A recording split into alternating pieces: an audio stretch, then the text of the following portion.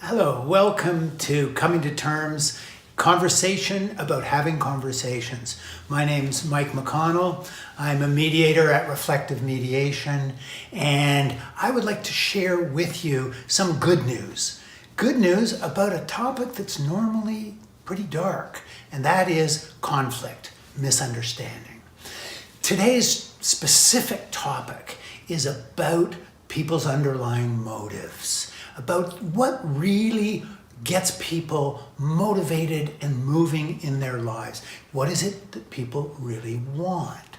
To talk about that, and then to talk about the difference between what those needs really are and the way they're often misunderstood, not only by other people, but often you and I will misunderstand our own motives for doing things.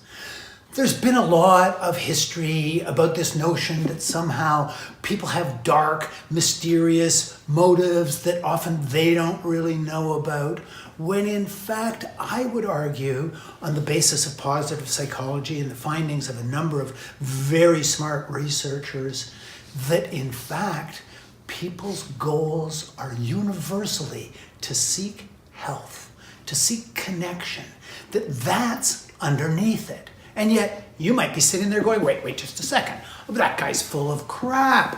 Because there are people who do nasty things. I agree. Of course. People's behaviors can in fact be nasty, can be hurtful, very destructive, damaging. That's not the same, however, as saying that that's really what their underlying motive is.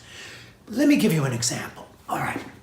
Imagine, if you would, a teenager who has exhibited some very risky behavior. Teenager, well, we'll leave that to your imagination, but parent finds out. Parent gets very, very upset, begins to bawl out the kid. Okay. Parent's now angry. That's what the kid gets to see. They just get to see that surface emotion. What I'm talking about is the deep, underlying, the unmet need that is the motive, even of behavior that can be negative.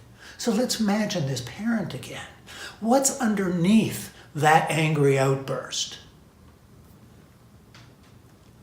What is it? Isn't it fear? Underneath the anger is the fear that something harmful could happen to that child. Okay, let's go one level deeper. What's underneath that fear? The answer clearly is love. The only reason that that parent feels frightened and then angry is because they love that child. All right? But how does the child perceive it? Is that teenager sitting there thinking to herself, oh gee, my dad loves me so much, look how angry he is? No, very likely story is different.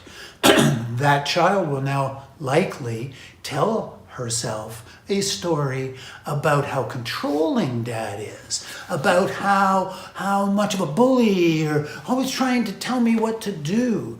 The child will interpret that angry outburst on the surface and not notice that underneath that is a motive of love, of wanting that family to actually be safe, wanting that person to be healthy and safe.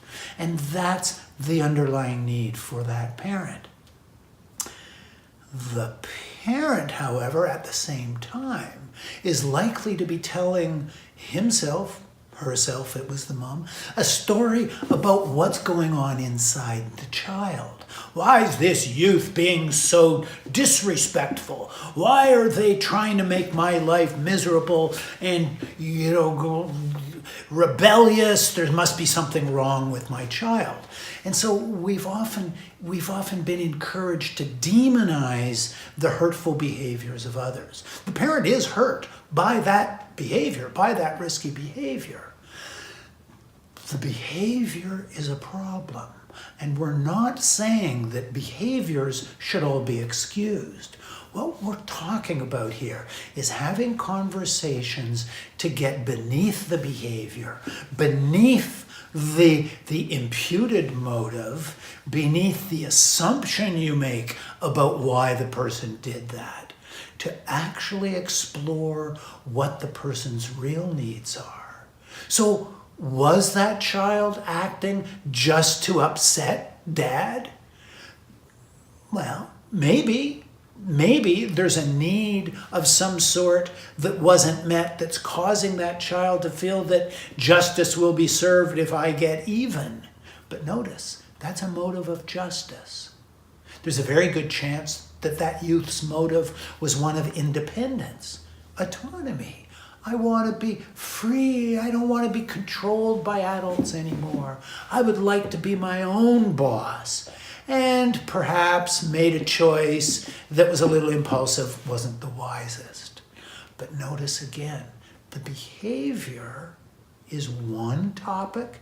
And in the case of this risky behavior, climbing a hydro tower and drinking 6 beers, I think can reasonably be understood, and we would agree, is not a wise behavior. However, the underlying need is not wicked, is not to be demonized. And this is the concern, that when we are in disagreement with other people, we tend to make assumptions about who they are, about why they are doing what they are doing, because if I'm hurt by you, it's kind of natural that I'm going to make an assumption that you meant to hurt me.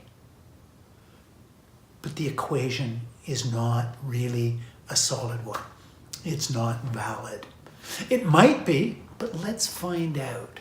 So the purpose of this, the goal, the advice that I want you to take from this conversation today is that it's worth your while to slow your conversation down when you're feeling hurt, when you're feeling upset, to have the conversation, to at least invite the conversation. And if that youth says, "Not now, Dad, I don't have time," then set up a time, make an appointment.